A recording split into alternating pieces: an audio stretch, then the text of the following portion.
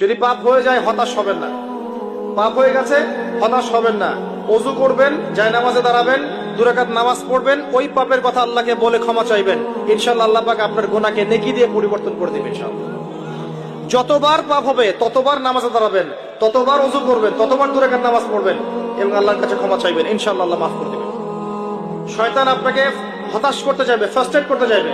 আরে তুমি অন্যায় করেছো, এত বড় বড় পাপ করেছো, তুমি পর্নোগ্রাফি দেখো, তুমি মেয়ের সাথে জেনা করেছো, তুমি মদ খাও, তুমি এই করো, তুমি কিভাবে আল্লাহর সামনে দাঁড়াবে, কোন মুখ নিয়ে দাঁড়াবে? এগুলো শয়তানের ওয়াসওয়াসা। কার ওয়াসওয়াসা? আল্লাহ পাক ক্ষমা করতে করতে ক্লান্ত হবেন না, আপনি ক্ষমা চাইতে চাইতে ক্লান্ত হয়ে যাবেন ইনশাআল্লাহ।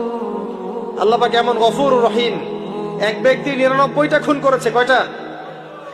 99টা খুন করে এক আলেমের কাছে গিয়ে বলেছে যে আমার কি তওবা হবে? সে বলেছে না, তওবা হবে না। সে বলেছে কি তওবা হবে না। সে আলেম ছিল না, সে আবেদ ছিল। আবেদ মানে ইবাদত করতে বেশি বেশি, খুব বেশি জ্ঞান ছিল না। আমাদের মতো আমরা কিন্তু ইবাদত বেশি করি, জ্ঞান খুব কম।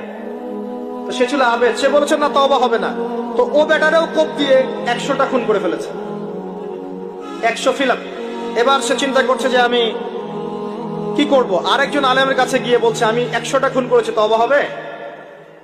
এই আলেম সত্যিকারের আলেম ছিলেন, তিনি বলেন হ্যাঁ তওবা হবে, তুমি ইস্তেগফার করো এবং এই এলাকা থেকে চলে যাও, অন্য এলাকায় গিয়ে থাকো, অন্য একটা এলাকায় গিয়ে থাকো, এখানে তোমার স্মৃতি জড়িত আছে, অন্য জায়গায় হিজরত করে গিয়ে থাকো। তো সে ব্যক্তি চলে গেল, যাওয়ার পথে তার মৃত্যু হয়ে গেছে। আর আল্লাহ পাকের ফেরেশতা চলে এসেছে, আযাবের ফেরেশতা এবং জান্নাতের ফেরেশতা, তারা নিজেদের মধ্যে এখন তর্ক করছে কে রূহটা নেবে, আত্মাটা কে নেবে।